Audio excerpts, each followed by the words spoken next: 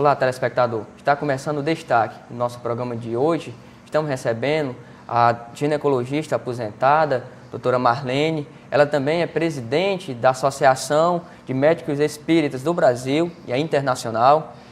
Ela vai falar um pouco sobre a questão do aborto, mediunidade, que ela é médium também, né?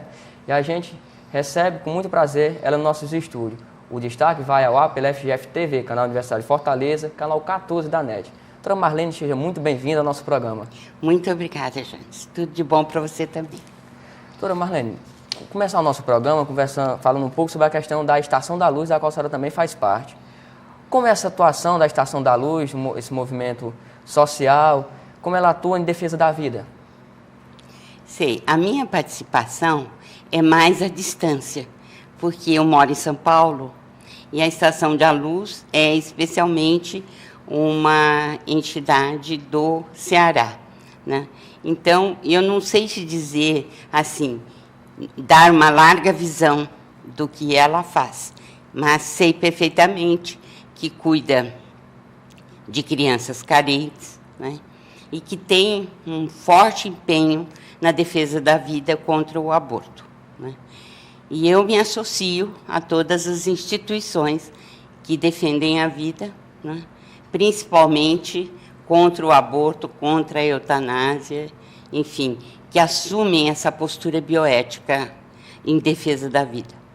Doutora, a senhora faz parte do movimento nacional contra o aborto, né? Assim, como a senhora vê a questão do aborto na mulher, na questão biológica? Bem, para nós médicos espíritas, a vida começa na concepção, também chamada de fecundação, também chamada de fertilização. Quer dizer, nós temos certeza de que a vida começa no zigoto, na célula-ovo. E esta certeza é científica. Ela nos vem dos embriologistas, principalmente, porque um tratado como o do Persaud, né?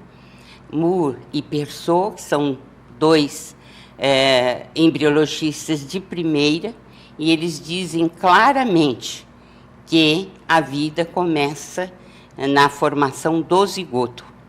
De modo que, para nós, tudo aquilo que impeça a divisão do zigoto e o desenvolvimento do feto, para nós é inaceitável uma atitude provocativa dessa. Sim, como ginecologista, né, poderia falar assim, sobre a questão orgânica que o corpo da mulher sofre ao fazer um aborto. Quais os problemas que ela enfrenta? Principalmente, ela tem um grande golpe rápido hormonal. Por quê? E formou-se um pacto entre o feto e a mãe, né? Desenvolveu-se ali uma camaradagem intensa em que a produção de hormônios do feto influencia a mãe no seu todo. Não apenas prepara o corpo da mãe para seguir com a gravidez em frente e prepara até para o aleitamento mais tarde e para o próprio trabalho de parto. Quando existe um abortamento espontâneo, que o próprio embrião desiste, que o feto não produz mais esses hormônios, o que acontece é que, paulatinamente, o organismo da mulher se habitua à não fabricação daqueles hormônios e o rompimento, o desligamento se faz naturalmente. Quando é um aborto provocado, é como se você desse uma paulada, né, num processo que vinha harmônico entre mãe e feto. E, naquele momento, o organismo da mãe sofre muito. E isso vai ter repercussões, não apenas a médio prazo, a longo prazo e também, às vezes, até em curto prazo, né, com problemas graves para o organismo feminino. Ela pode causar infertilidade, mulher? Olha, dificulta muitas vezes a nova gravidez, né? em virtude do processo abortivo, que não é esse passeio que todo mundo fala, fazer uma curetagem e está tudo resolvido, não é? Pode trazer malefícios para o corpo da mulher. Mas o mais grave, que não tem sido levantado com frequência, é que, ao chegar à menopausa, a mulher apresenta, às vezes, um quadro depressivo muito grave. Então, as depressões no momento de menopausa estão muito ligadas aos abortos praticados na idade reprodutiva comum. Assim, como o aborto no Brasil é permitido por lei, só em a questão de estupro, ou quando tem risco à vida da mãe. Mas muitas mulheres que não desejam ter uma criança, ter o feto, procuram clínicas clandestinas. Quais os problemas de procurar uma clínica clandestina que às vezes não tem uma higienização correta? Quais os problemas pode acarretar, né? São problemas graves. Mas você não resolve algo matando inocentes. O aborto é pena de morte para inocente. O Brasil não tem pena de morte. O aborto é pena de morte para inocente que não pode se defender. Nós temos que ser a voz daqueles fetos que não têm possibilidade de se defender. Aí vem, mas a mãe pode morrer. Sim, se nós não tivermos políticas públicas, educação e tivermos programas de anticoncepcionais, programas em que a gente explique para os jovens como é que se evita a gravidez. Porque nós somos donos dos nossos gametas, o gameta feminino e o gameta masculino. Mas nós não somos donos do embrião. Nós não somos donos do zigoto. A vida do zigoto pertence a ele mesmo. A vida do zigoto é um bem outorgado. É um bem que lhe diz respeito. E isso é a própria ciência quem nos diz. É a própria ciência quem nos fala que o embrião, o zigoto, tem um genoma próprio. O que vai me distinguir daqui a 100 anos, por exemplo, quando forem perquirir ou pesquisar se eu vivi e ter uma prova concreta da minha vivência. Se eles tiverem amostras do meu DNA e puderem ver um cabelo que me pertenceu, por exemplo, eles poderão dizer, não, esse DNA pertence àquela que viveu há tanto tempo atrás. É o que estão fazendo com as múmias. Então, se é o genoma, né, onde é que começa a vida? Se é o genoma que nos caracteriza. Então, obviamente, a resposta é uma só. É o zigoto ou a célula ovo. Outra coisa, o acaso não explica a vida.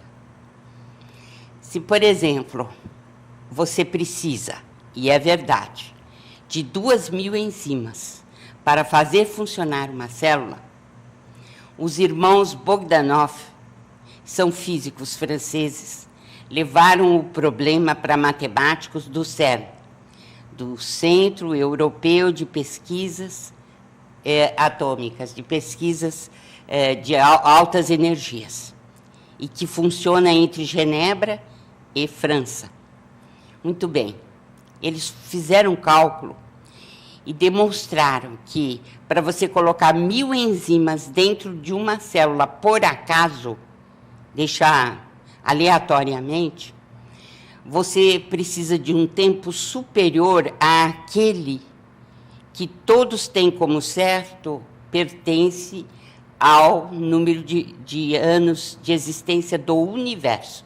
Então, a estatística, ela, neste caso, né, ela demonstra que há uma impossibilidade estatística.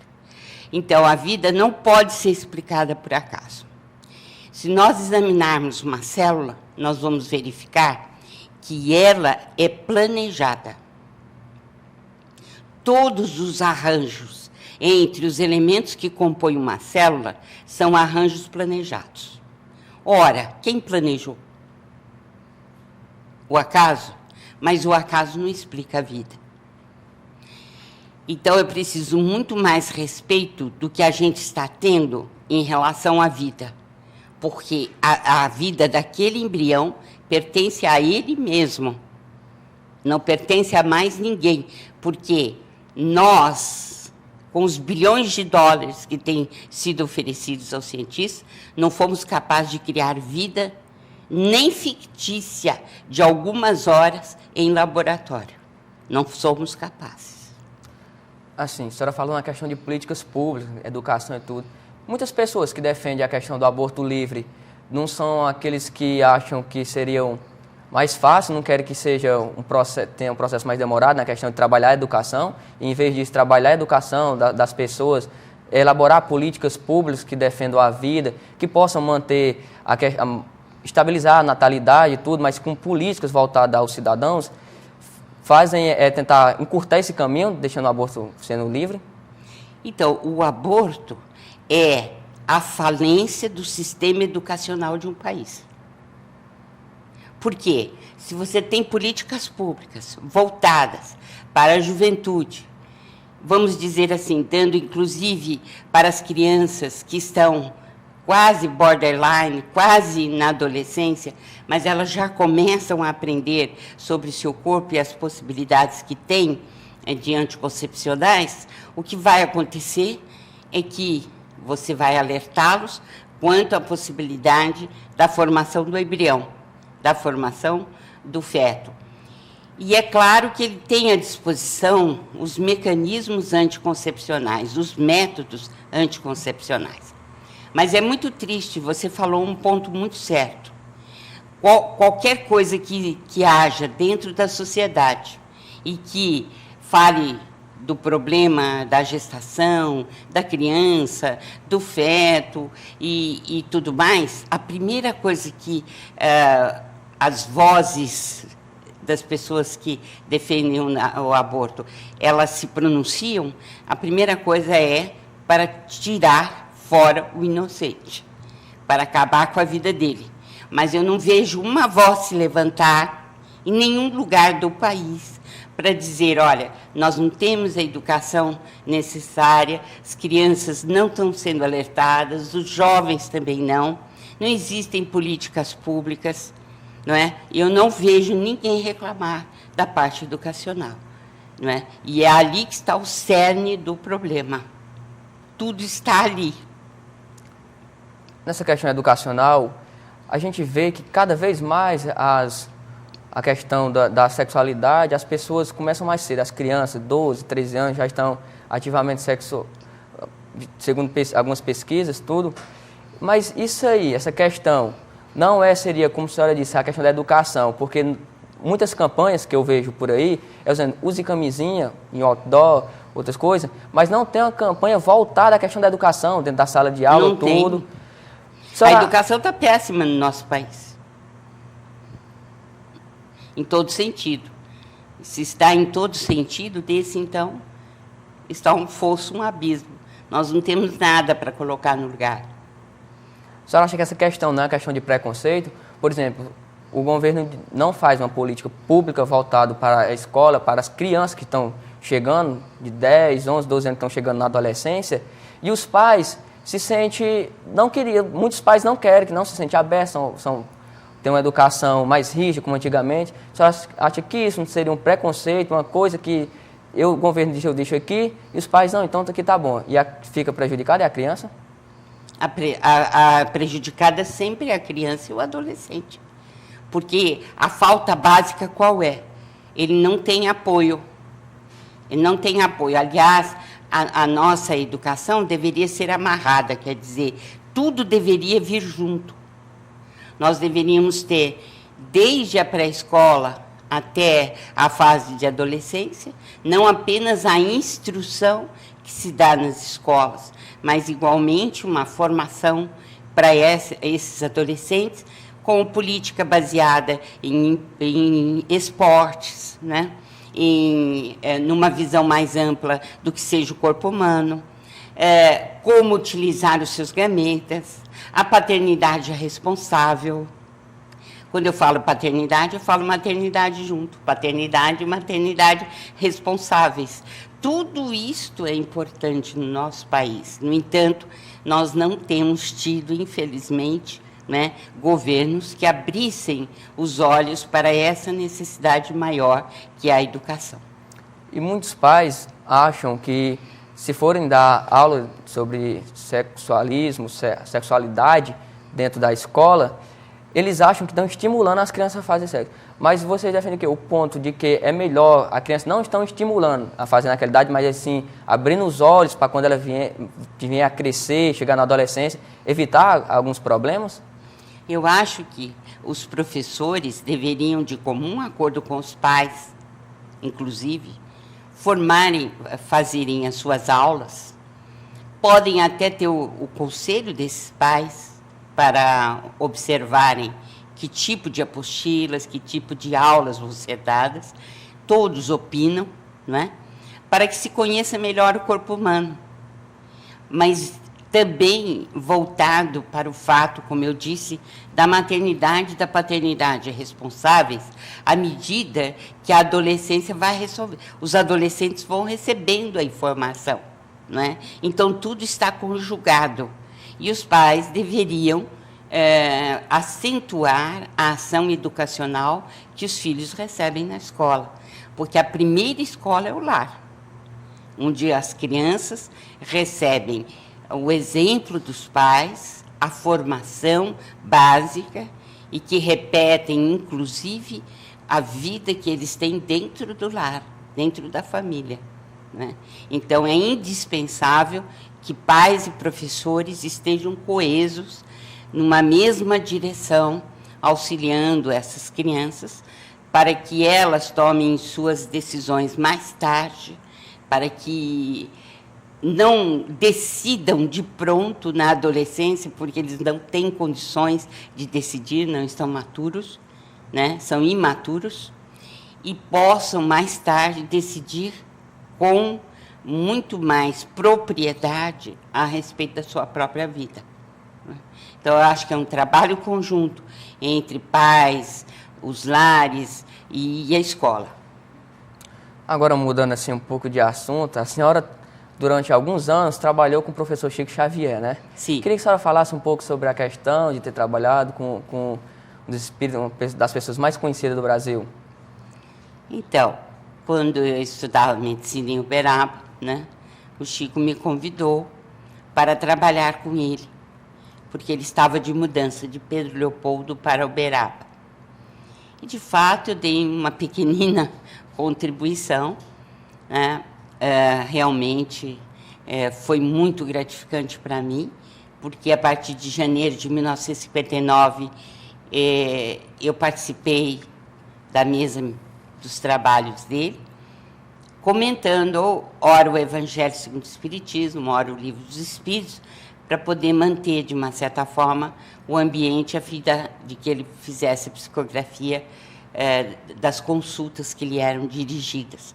Às vezes 500, 600 consultas por noite, né? E o que eu posso dizer com segurança é que Chico era realmente, continua sendo, obviamente, né, um espírito muito bondoso, de uma humildade genuína, que realmente amou muito a humanidade, que se entregou a este ideal, que não perguntava que religião a pessoa professava, atendia a todos com o mesmo carinho. As mães iam a Uberaba naquele desespero. Ele nunca perguntou que religião ela professava e recebia as mensagens dos filhos ou dos parentes de acordo com a orientação do mundo espiritual, porque ele sempre dizia que o telefone toca de lá para cá, né? Mas vi também o Chico muito preocupado com a pobreza em si. Havia grandes campanhas em que ele distribuía cestas para os mais necessitados. Ele visitava pessoas deficientes nos arredores de Uberaba, levando uma palavra amiga, um conforto, né? E, enfim, é esse lado humano de Chico Xavier que deu o respaldo para ele construir uma obra tão extraordinária quanto esta que ele nos deixou. São 439 livros psicografados por ele, e esta bondade, né, com a qual ele brindou todas as pessoas que iam ao seu encontro pedindo uma ajuda, né? Calcula-se que ele tenha apertado a mão e conversado com 6 milhões de pessoas acima, porque se você contar os tempos em que ele atendeu publicamente, né, foi uma grande quantidade de pessoas, né? Assim, a senhora é médium, né? E já escreveu também vários livros. Para o telespectador, que muitas vezes só ouve falar de mediunidade, perdão, ele só vê falar assim por cima, não sabe ao certo o que é. A senhora poderia explicar ao nosso telespectador o que é mediunidade? Mediunidade, perdão. Mediunidade é um intercâmbio entre espíritos. É a comunicação entre espíritos. E todos nós possuímos mediunidade.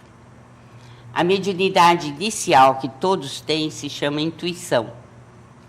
Por essa intuição, nós conseguimos nos comunicar com espíritos de variada natureza. Agora, existem os chamados médiuns ostensivos. São aqueles que têm uma tarefa mais pronunciada no campo da comunicação. Então, são médiuns videntes, psicógrafos, médiuns psicofônicos, quer dizer, aqueles que recebem e o espírito fala por intermédio da garganta, né, do aparelho fonador do médium. A questão da psicografia. A senhora poderia explicar um pouco mais para a gente? Pois não. A psicografia é a recepção escrita de uma mensagem, de um espírito que está se comunicando. Essa psicografia, ela pode ser intuitiva, ela pode ser semimecânica ou mecânica. Na intuitiva, o médium recebe a intuição, a mensagem, por via, como se fosse telegráfica, né? Então, intuitivamente, ele vai recebendo e ele vai grafando no papel. A semimecânica é aquela em que ele vai recebendo no papel e, ao mesmo tempo, a mensagem é soprada a ele. Então, é concomitante. Ele só sabe que a mensagem está sendo escrita porque ele toma conhecimento à medida que vai escrevendo. E a mediunidade mecânica ou sonambúlica é aquela em que o médium não toma conhecimento da mensagem. Então, o espírito escreve por intermédio da mão do médium, mas ele não toma conhecimento da mensagem. Era a maioria dos livros. Foi assim que Chico Xavier recebeu a maioria dos seus livros. Sim. E essa mediunidade sonambúlica, inconsciente, ela é privilégio de poucos.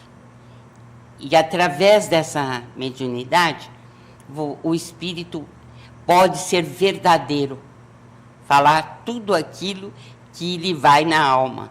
Por isso que as cartas têm tanta verdade dentro das cartas, porque o espírito se comunicava inteirinho pela psicografia do Chico, de forma inconsciente. Muita gente procura os médiums para poder curar, para buscar cura. Como se dá essa cura, com base na mediunidade? Então, nós teríamos que fazer um pouco de digressão. Então, existe em nós, nós somos constituídos de corpo, perispírito e espírito. perispírito é um corpo também, mas ele é invisível por enquanto. E ele está acoplado ao corpo físico, molécula a molécula, né? E dentro do perispírito, nós temos aquilo que nós chamamos de duplo etéreo, ou corpo vital. Esse corpo vital é constituído de ectoplasma, que é uma energia radiante. Muito bem. Quando o médium se propõe a curar ou a transmitir esses fluidos, ele transmite ectoplasma.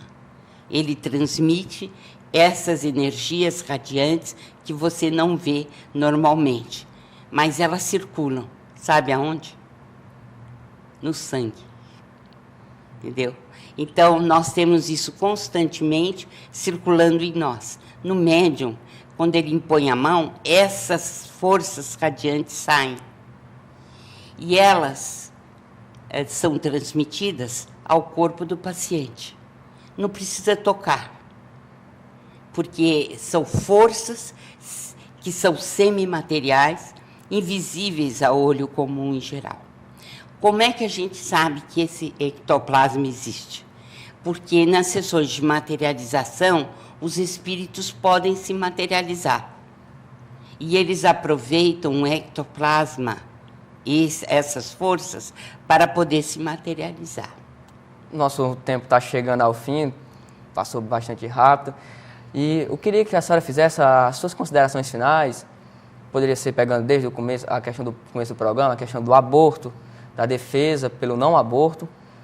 Então, a senhora pode fazer suas considerações finais. Pois não, eu agradeço a oportunidade desta hora, desta conversa, e digo com toda sinceridade, eu não aceito o aborto, nem o aborto do anencéfalo, considero pena de morte para inocentes que não podem se defender. Considero que desde o zigoto ou da célula-ovo já existe um ser, por isso não posso aceitar que esse ser seja destruído pelo aborto provocado. E as questões científicas estão aí para provar que realmente estamos diante de um novo ser. Também, como médica, participo do movimento de medicina e espiritualidade nos Estados Unidos. 2/3 das universidades já têm o curso de medicina e espiritualidade. Nós já temos no Brasil, já entrando nas universidades, os cursos de medicina e espiritualidade, no Rio Grande do Sul, em São Paulo, em Minas Gerais. Aqui foi o pioneiro, com a doutora Eliane, no Ceará, foi o primeiro curso de medicina e espiritualidade.